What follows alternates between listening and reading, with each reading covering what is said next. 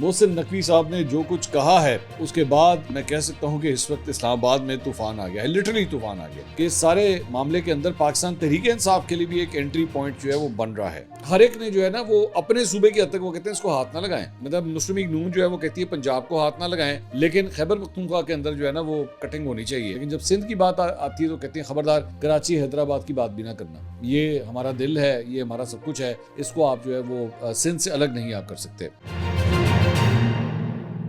अस्सलाम वालेकुम नाज़रीन, मैं हूं मंसूर अली खान। अपने रियल चैनल के ऊपर आपको खुशामदीद कहेंगे। पिछले 12 घंटे की आम तीन खबरों के साथ एक दफ़ा फिर आपके सामने हाजिर। आपसे दरख्वास्त, चैनल को सब्सक्राइब करना मत भूलिए, बेल आइकन प्रेस कीजिए। अगर आपको हमारी वीडियो पसंद आए उसे लाइक और शेयर ज़रूर कीजिएगा। जनाब, अभी सिर्फ 24 से 48 घंटे ही सिर्फ अभी गुजरे हैं। मोहसिन नकवी साहब ने जो कुछ कहा है उसके बाद मैं कह सकता हूँ कि इस वक्त इस्लामाबाद में तूफ़ान आ गया है, लिटरली तूफ़ान आ गया। और इस वक्त जो है वो हर जगह यही सोच पाई जाती है कि अब क्या होने जा रहा है। परेशानी जो है वो ज़ाहिर बात है पॉलिटिकल सर्कल्स के मुख्तलिफ रैंक्स के अंदर जो है वो नज़र आ रही है। और ज़हन में रखिएगा कि सियासत जो है वो एक ऐसा खेल है, जब एक साइड अगर परेशान हो तो दूसरी साइड जो है उसको अपॉर्चुनिटी के तौर पे देखती है। और इमरान खान साहब का अगर आप पूरा एक टेन्योर उठा के देखें तो उसमें पाकिस्तान और पीपल्स पार्टी और नून लीग ने अपने वक्त का इंतज़ार किया कि कब इमरान खान साहब के लिए जो है वो मुश्किलात पैदा होती हैं और वहीं पे एंट्री पॉइंट जो है वो आएगा। मैं समझता हूँ कि इस सारे मामले के अंदर पाकिस्तान तहरीक इंसाफ के लिए भी एक एंट्री पॉइंट जो है वो बन रहा है। क्या वो उसको एक्सेप्ट करेंगे या नहीं करेंगे, इसको डिस्कस करते हैं अभी आगे चल के। लेकिन इस वक्त कम से कम हुकूमती रैंक्स एंड फाइल्स के अंदर जो है वो एक तशवीश की और परेशानी की लहर कम से कम ज़रूर मौजूद है। आई डोंट नो, हो सकता है वक्त के साथ ठीक हो जाए, आई डोंट नो। लेकिन मैं ये आपको बता सकता हूँ कि इस वक्त ज़ाहिर बात है हर कोई जो है वो एक दूसरे से सवाल जो है वो ज़रूर कर रहा है। इसकी डिटेल से ज़रा इसके बारे में बात करेंगे। उससे पहले आपसे रिक्वेस्ट कि चैनल को सब्सक्राइब कर लीजिए। अगर आपने अभी तक नहीं सब्सक्राइब किया हुआ, बेल आइकन प्रेस कीजिए। हमारी वीडियो पसंद आए उसे शेयर कीजिए और प्लीज़ कमेंट ज़रूर कीजिए, ख़ास तौर पे कि आप क्या आपके ख्याल में क्या नए सूबे बनने चाहिए या नहीं बनने चाहिए। हमने अपने व्हाट्सएप चैनल के ऊपर हम अपने व्हाट्सएप चैनल का लिंक भी जो है नीचे आपके साथ शेयर करेंगे। आप हमारे व्हाट्सएप चैनल को भी ज्वाइन कर सकते हैं, क्योंकि वहाँ पे हमने एक पोल डाला। हमने यही सवाल वहाँ पे किया कि क्या आपकी नज़र में नए सूबे बनने चाहिए या नहीं। तो आखिरी जो हमारे पास रिजल्ट, वो ज़ाहिर बात है ऑन गोइंग पोल है, आप जाके देख भी सकते हैं। तो वहाँ पे तकरीबन 2000 अफराद ने जो है वो हाँ में जवाब दिया कि हाँ जी बिल्कुल बनने चाहिए, जबकि 465 अफराद ने नहीं में वोट दिया। यानी अप्रॉक्सीमेटली आप समझ लीजिए कि 3/4 जो था, 3/4 से भी ज़्यादा बेसिकली ये रिज़ल्ट जो है वो हाँ के अंदर आया है। ज़्यादातर लोगों की राय ये है कि नए सूबे जो है वो बनने चाहिए। तो आप भी अपनी राय का इजहार नीचे कमेंट सेक्शन में भी कर सकते हैं और हमारे व्हाट्सएप चैनल को ज्वाइन करके आप वहाँ पे भी अपनी राय जो है वो हमें दे सकते हैं। दूसरी जानिब BBC उन्होंने भी जो है इस पर रिपोर्ट किया कि पाकिस्तान में एक मरतबा फिर नए सूबों की बहस जो है वो छिड़ गई है। सोशल मीडिया पर ऐसे नक्शे ज़ेर गर्दश हैं जिसमें मुल्क के चारों सूबों के इंतजामी यूनिट्स की बिना पर तकसीम दिखाया गया है, जिसका हमने गुज़िश्ता रोज़ हमने भी जिक्र किया था, अपने वीलॉग में भी जिक्र किया था। पाकिस्तान में नए इंतजामी यूनिट्स या सूबों के क़याम का मामला नया नहीं है, मगर माजी में भी इस मामले पर गुफ्तगू होती रही है। लेकिन वफाकी वज़ीर मोहसिन नकवी के बयान के बाद ये मामला एक मरतबा फिर ज़बान ज़द आम जो है वो हो गया। अच्छा, ये होगा किस तरह? अगर ये होना होगा, मिसाल के तौर पे होना होगा, तो ज़ाहिर बात है ये तो नहीं होगा कि जी बस बैठे बिठाए जो है वो डिसाइड हो गया अच्छा जी नए सूबे बनने चाहिए। इसका एक पूरा प्रोसेस है, वो प्रोसेस मैं अभी आपके सामने जो है एक्सप्लेन करने जा रहा हूँ अभी थोड़ी देर में। वज़ीर मुमलिकत बराए कानून और इंसाफ बैरिस्टर अकील मलिक ने एक्चुअली मोहसिन नकवी साहब के बयान की हिमायत की। उन्होंने कहा पंजाब के 4 से 5, सिंध के 3 से 4, खैबर पख्तूनख्वा के 3 और बलूचिस्तान जो रकबे के लिहाज से सबसे बड़ा सूबा है, 44% अप्रॉक्सीमेटली जो है वो बनता है। इसमें मज़ीद सूबे जो है वो बनाए जाने चाहिए। सोशल मीडिया के ऊपर वायरल होने वाले एक नक्शे में चारों सूबों को 18 मुख्तलिफ इंतजामी यूनिट्स या छोटे सूबों में तकसीम दिखाया गया। हमने वो शेयर भी किया था आपके साथ। इस नक्शे की ताहाल किसी हुकूमती अहदेदार ने अभी तक तस्दीक नहीं की है। अलबत्ता ये नक्शा वफाकी वज़रा के बयान से काफ़ी हद तक मुशाबह रखता है कि जनाब मोस्ट प्रॉब्ली शायद इसी के ऊपर जो है वो काम हो रहा है। पीपल्स पार्टी माजी में जनूबी पंजाब के हवाले से जो है मुतालबा ज़रूर करती रही है, लेकिन जब सिंध की बारी आती है तो वो कहते हैं सिंध जो है वो किसी सूरत डिवाइड नहीं होगा। पंजाब वो कहते हैं डिवाइड करते हैं, लेकिन सिंध जो है वो डिवाइड नहीं होगा। इसी तरह हज़ारा सूबा जो है उसकी डिमांड खैबर पख्तूनख्वा के हवाले से जो है वो आती रही है कि जनाब इसमें भी हज़ारा सूबा जो है वो बनना चाहिए। मुस्लिम लीग नून एक्चुअली उसको जो है वहाँ पे सपोर्ट करती है, लेकिन ANP इसकी शदीद मुखालिफ है। तो हर एक ने जो है ना वो अपने सूबे की हद तक वो कहते हैं इसको हाथ ना लगाएं, मतलब मुस्लिम लीग नून जो है वो कहती है पंजाब को हाथ ना लगाएं, लेकिन खैबर पख्तूनख्वा के अंदर जो है ना वो कटिंग होनी चाहिए। अब वो उनको पता है कि हज़ारा की ये जो बेल्ट है, बेसिकली जो मानसेरा एबटाबाद ये वाली जो बेल्ट है, उनको नज़र आता है कि हमारी वहाँ पे जो है वो हमारे पास चांस है कि हम वहाँ पे जो है वो बर्तरी हासिल कर सकते हैं, अक्सरियत हासिल कर सकते हैं। तो इसको बेशक काट दें, इसको खैबर पख्तूनख्वा से अलग कर दें ताकि हमारे यहाँ पे बन जाए। लेकिन पंजाब को वो कहते हैं हाथ न लगाओ। इसी तरह पीपल्स पार्टी, उनको जनूबी पंजाब के अंदर जो है वो गिलानीज़ के थ्रू और खोसास के थ्रू उनको नज़र आता है कि जनाब शायद हमें यहाँ पे अक्सरियत मिल सकती है। लेकिन जब सिंध की बात आती है तो कहते हैं खबरदार कराची हैदराबाद की बात भी ना करना, ये हमारा दिल है, ये हमारा सब कुछ है, इसको आप जो है वो सिंध से अलग नहीं आप कर सकते। तो मुख्तलिफ जो कॉमेंट्री इसके ऊपर हुई है, मुशाहिद हुसैन सैयद साहब, उन्होंने इस तजवीज़ को जो है अहमकाना करार दिया है सोशल मीडिया के ऊपर। उन्होंने कहा कि पहले ही सूबे जो है वो बहरान का शिकार हैं, ऐसे वक्त में नए सूबे बनाने से अदम इस्तेहकाम में इजाफा होगा। और साथ ही साथ उन्होंने कहा कि मसला गवर्नेंस का है और इसे ठीक करने के लिए कोई रॉकेट साइंस दरकार नहीं है। तकर्रियाँ और तरक्कियाँ मेरिट की बुनियाद पर हों, इख्तियारात मुकामी हुकूमतों को मुंतकिल हो जाएँ तो सब कुछ बेहतर हो सकता है। वैसे ये एक बड़ा इंपॉर्टेंट डिबेटिंग पॉइंट है कि अगर एक्चुअली सबसे बड़ी बात यह है कि लोगों को उनके मसाइल इसलिए भी हल नहीं होते क्योंकि आपका लोकल बॉडी सिस्टम ही मौजूद नहीं है, आपके बल्दियाती नुमाइंदे मौजूद नहीं हैं जिन्होंने एक्चुअली आपके गली मोहल्ले और इस तरह की चीज़ों के जो मसाइल आपके हल करने वो मौजूद ही नहीं है यहाँ पे। अगर डेमोक्रेसी को आपने चलाना है तो तमाम उसके जो टेयर्स हैं वो पूरे होने चाहिए। तो वो अगर पूरे नहीं हैं तो फिर ज़ाहिर बात है फिर यही होगा। अब सवाल पैदा होता है कि जनाब अगर ये नए सूबे बनने हैं तो एक्चुअली नए सूबे किस तरह बनेंगे, ज़रा उसकी तरफ भी रोशनी डालते हैं। तो आइन के आर्टिकल 239 में नए सूबों की तश्कील या किसी सूबे की हदूद तब्दील करने का तरीक़ाकार जो है मौजूद है, आर्टिकल 239। इसी आर्टिकल की शिक 4 के मुताबिक जिस सूबे की तकसीम करना मकसूद हो तो सबसे पहले उस सूबे की असम्बली में नए सूबे के क़याम की आइनी करारदाद जो है वो पेश की जाएगी। यानी सिंध की बात होगी तो सिंध असम्बली में जाएगा, पंजाब की बात होगी पंजाब में जाएगा, सबसे पहले उसकी सूबाई असम्बली में ये चीज़ जो है वो जाएगी। इस करारदाद का सूबाई असम्बली से 2/3 अक्सरियत से पास होना जो है वो बहुत लाजमी है, ये सबसे इंपॉर्टेंट बात है। अगर सूबाई असम्बली से मुस्तरद कर दे तो ये मामला वहीं ख़त्म हो जाएगा। सूबाई असम्बली से मंजूरी के बाद नए सूबे के क़याम के लिए पार्लियामेंट के दोनों ऐवानों से आइनी तरमीम पास कराना भी लाजमी है, इसलिए भी दोनों ऐवानों के 2/3 अरकान की हिमायत जो है वो ज़रूरी है। सो यानी बेसिकली सिर्फ प्रोविंशियल असम्बलीज़ नहीं, उसके बाद इसको कौमी असम्बली और सेनेट के अंदर भी जो है वो ले जाना पड़ेगा और वहाँ से 2/3 मेजॉरिटी के साथ जो है ये मंजूर होगा।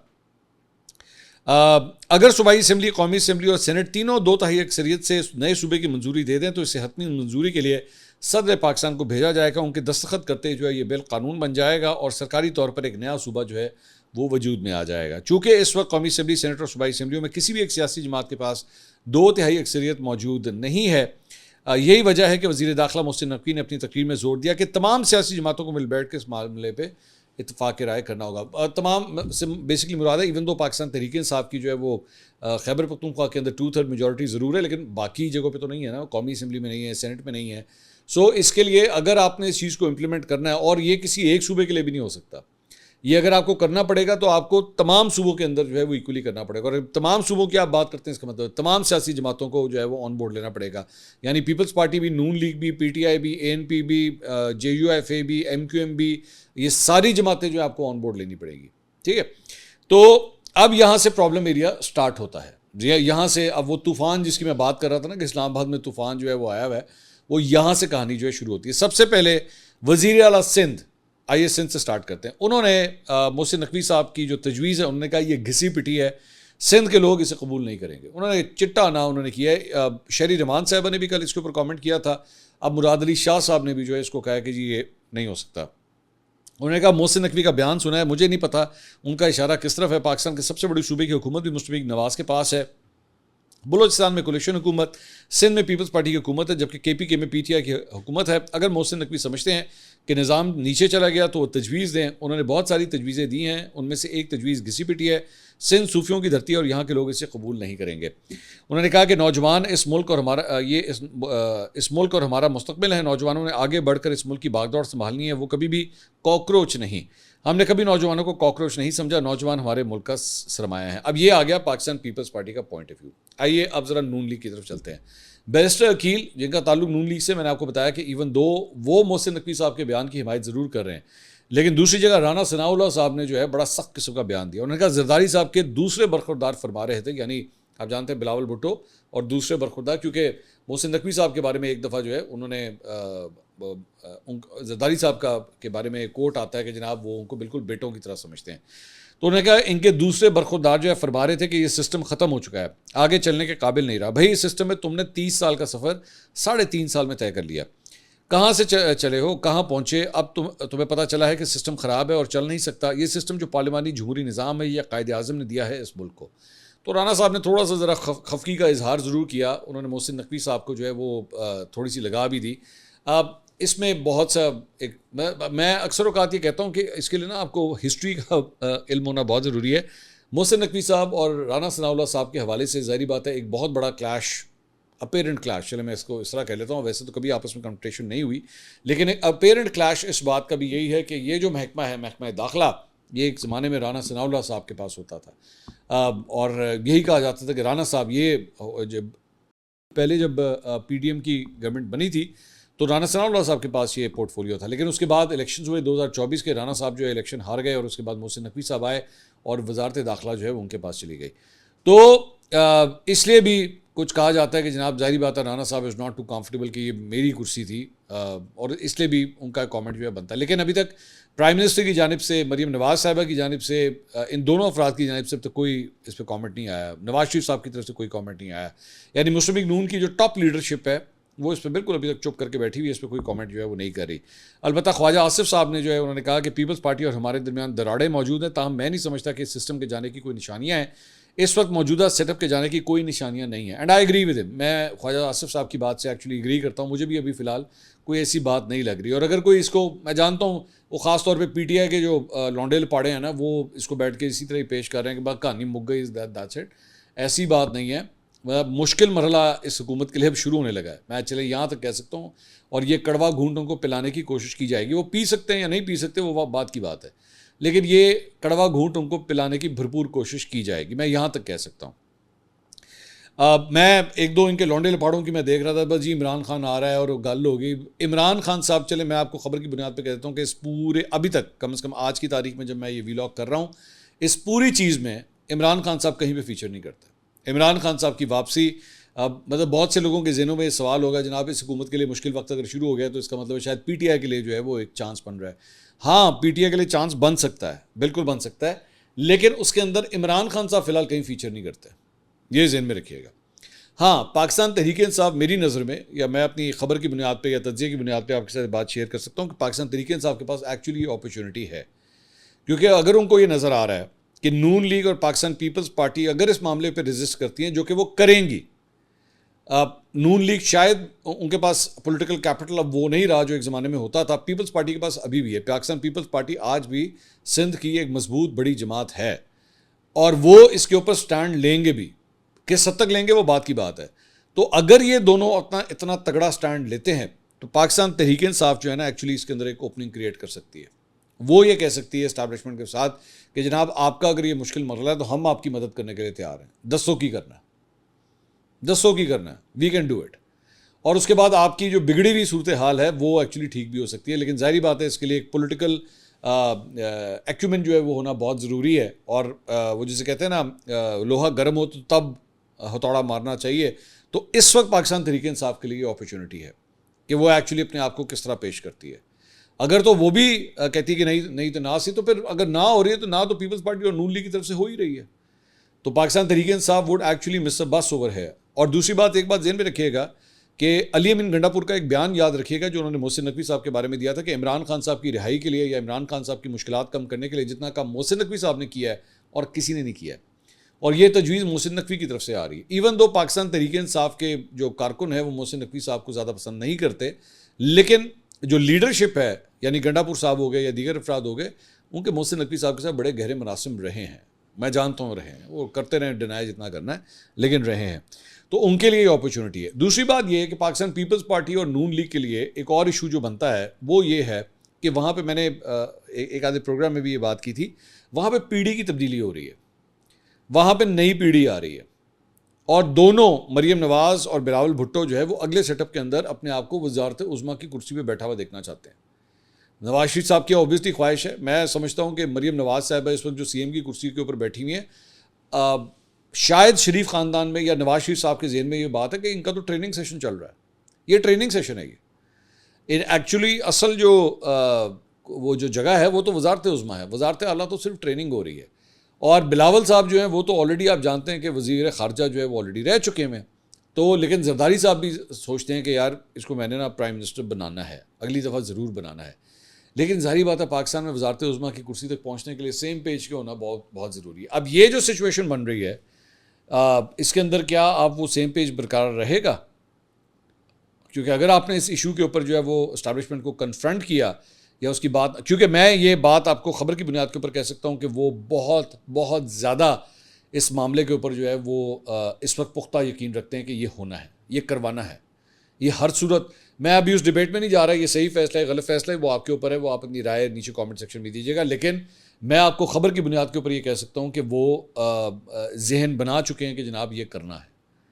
अब उनकी राह में रुकावट कौन बनता है और उनकी राह में फैसिलिटेटर कौन बनता है, ये तमाम सियासी जमातों ने अपने अपने फैसले खुद करने हैं। आगे चलिए, ख्वाजा आसिफ साहब ने जनाब एक दफ़ा फिर अलीम खान साहब के इस्तीफ़े का मुतालबा कर दिया है। वो शाहजेब खानज़ादा साहब के शो में कल रात को आए हुए थे। उन्होंने कहा अलीम खान ने मरी से मुजफ्फराबाद सड़क ना बनाने पर हुकूमत पर तनकीद की, लेकिन 2.5 साल से मवासलात के मिनिस्टर होने के बावजूद काबीना में एक दफ़ा भी उस सड़क पर उन्होंने बात नहीं की। वो मुतमईन नहीं तो इस्तीफ़ा दे दें। ये नहीं हो सकता कि इक़्तिदार के मज़े भी उठाएं और तनकीद भी करें। ये तो फैक्ट है, मतलब ये तो मॉरली बिल्कुल बात दुरुस्त है कि इस तरह नहीं हो सकता कि आप जाके फेडरल कैबिनेट के अंदर बैठे भी, मिनिस्टर भी रहें और उसके बाद जो है वो बैठ के आप हुकूमत को जो है बुरा भला भी कि आप हुकूमत का हिस्सा हैं यार। जिस तरह मोहसिन नकवी साहब के ऊपर जो है ये बात की जाती है कि जनाब आप सिस्टम के कोलैप्स की बात करते हैं लेकिन सिस्टम का हिस्सा आप खुद भी हैं, तो इसी तरह यही बात जो है वो अलीम खान साहब के ऊपर भी कही जा रही। और आप तो frankly speaking you not even a senior मतलब कोलिशन पार्टनर ना, आपके तो गिनती के आपकी पूरी जमात जो है वो गिनती पे गिनी जा सकती है। आपकी पूरी जमात को उठा के आप वो जो कैरी डब्बा होता है उसके अंदर बंद कर दें, इतनी तो जमात है आपकी, और है क्या? इसके अलावा तो कुछ भी नहीं है ना असेंबलियों के अंदर। पूरा का पूरा पूरी जमात जो है वो कैरी डब्बे के अंदर पूरी आ जाती है। तो वो उसके बाद बैठ के इतने बड़े बड़े जो है वो क्लेम करें। फ्रैंकली स्पीकिंग आप उठा के देखें तो अलीम खान साहब का जो क्लाउड है वो इधर लाहौर के अलावा तो आपको और कहीं नज़र नहीं आता, कहीं भी नहीं है। ना वो सिंध में कहीं पे नज़र आएंगे आपको, ना आपको केपी में नज़र आएंगे। अब ठीक है, सियासी जमात बनाना आपका पूरा राइट है, वो आपका हक है, आप 100 दफ़ा बनाइए, लेकिन frankly speaking is not a national leader, he is just a local level leader. Punjab की हद तक ही महदूद है। वो और बात है कि खान साहब के दौर में सीएम बनना चाहते थे, नहीं बन सके, बड़ी कोशिशें की, बड़ी तकदो की उन्होंने, लेकिन नहीं बन सके।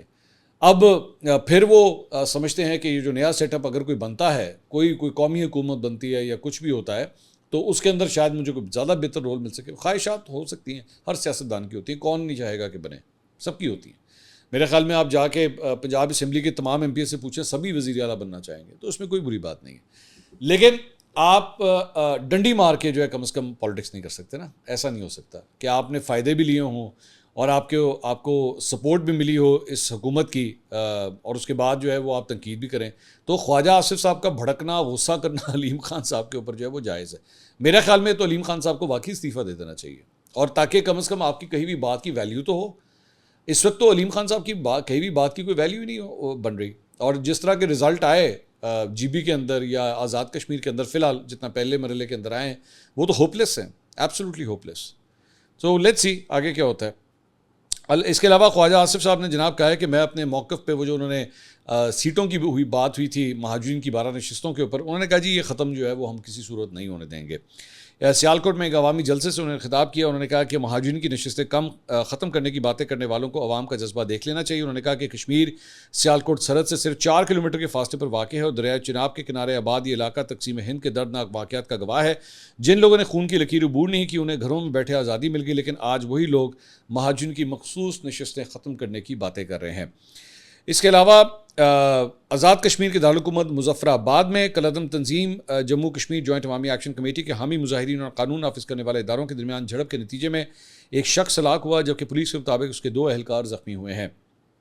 ज़िले इंतज़ामिया के अहलकार ने BBC को बताया कि हलाक होने वाला शख्स राहगीर था, ताहम अवामी एक्शन कमेटी के रुकन सरदार तनवीर का दावा है कि वो तंजीम का रुकन था जो फायरिंग से हलाक हुआ, और पुलिस की शेलिंग के नतीजे में तंजीम के 3 कारकुन जो है वो ज़ख्मी हुए हैं।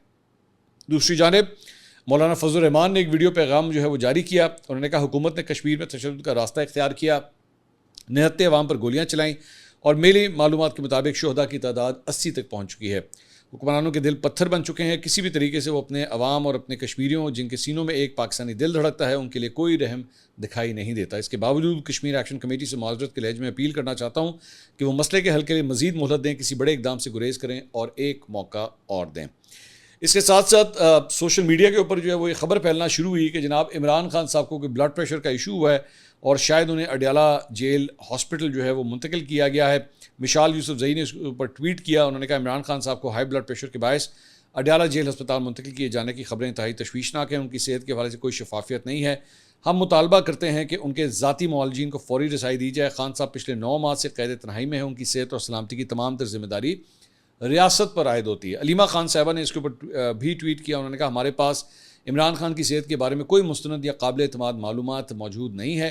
इमरान खान को कभी भी ब्लड प्रेशर का मसला नहीं रहा। वो रोज़ाना कई घंटे बाकायदगी से वर्जिश करते हैं, इसलिए उनका ब्लड प्रेशर हमेशा मामूल से कम ही रहता है। इमरान खान की सेहत के बारे में फैलाई जाने वाली ये गुमराहकुन मालूमात बज़ाहिर किसी एजेंसी के डिसइंफॉर्मेशन सेल की कार्रवाई मालूम होती है। क्या वो किसी ज़्यादा संगीन सूरत हाल के लिए माहौल हमवार करने की कोशिश कर रहे हैं? जो लोग काबिल एतमाद ज़राए का दावा कर रहे हैं वो दरहकीकत अपनी ही साख को नुकसान पहुँचा रहे हैं। तो इमरान खान साहब की बहन को नहीं पता, उनके पास कोई इन्फॉर्मेशन है नहीं, लेकिन यहाँ पे सोशल मीडिया के ऊपर एक से बढ़ के एक जो है वो बंदा आ जाता है कि जनाब हम आपको बताते हैं क्या हो रहा है। इसके अलावा कोयटा के नवाही इलाके सुरेंज में एक कोयला कान हादसे में जाबहक होने वाले कारकुनों की तादाद अफसोसनाक तौर पे 34 हो गई है, जबकि मुतासरा कान में फंसे मज़ीद मजदूरों की तलाश के लिए रेस्क्यू ऑपरेशन जो है वो ताहाल जारी है। सुरेंज के करीब कोयला कान में मीथेन गैस धमाके के नतीजे में शांगला से ताल्लुक़ रखने वाले 28 नौजवान मजदूर जाबहक हो गए, जिनमें से 23 का ताल्लुक एक ही गांव म्यान किले से बताया जाता है। हादसे के बाद पूरा ज़िला सोग में डूब गया, जबकि लवाहिकीन ने हिफाजती इंतजाम की अदम मौजूदगी और हुकूमती गफलत के ऊपर जो है वो शदीद एहतजाज किया। अफसोसनाक, बहुत ही अफसोसनाक खबर जो है वो सामने आई है। इसके अलावा मानसून की तूफ़ानी बारिशों ने जनाब मरी, रावलपिंडी और इस्लामाबाद में मामूलाती ज़िंदगी दरम बरम करके रख दी है। मरी में शदीद बारिशों का सिलसिला वक्फे से जारी है, जहाँ मूसलाधार बारिश ने हर तरफ जलथल कर दिया। मरी एक्सप्रेस वे पर लकोट के मुकाम पर एक 4 मंजिला इमारत ज़मींबोस होगी, जबकि झीका गली, कौसर कॉलोनी और ढक के इलाकों में लैंड स्लाइडिंग के बायस मुतादद मकानात खतरे की जद में आ गए। दूसरी जानिब रावलपिंडी और इस्लामाबाद में मूसलाधार बारिश हुई। बारिश के बाद नाला लई में पानी की सतह 10 फुट रिकॉर्ड की गई, जिसके बाद ग्वाल मंडी पर प्री अलर्ट नाफिज कर दिया गया। उधर शदीद बारिश ने रावलपिंडी का तारीखी राजा बाज़ार उसको अपनी लपेट में ले लिया। हाल ही में मॉडल बाज़ार करार दिए गए इलाके में निकासी आब का मौसर इंतजाम न होने के बायस पानी दुकानों में दाखिल हो गया, जिससे ताजरों को लाखों रुपए के नुकसान का सामना करना पड़ा। तो एक तो पॉलिटिकल तूफ़ान जो है वहाँ पे आया हुआ है, और साथ ही साथ एक मौसमी तूफ़ान भी जो है उसने इस्लामाबाद को अपने घेरे में ले लिया है। अगली वीडियो में आपसे दोबारा मुलाकात होगी। अल्लाह हाफ़िज़।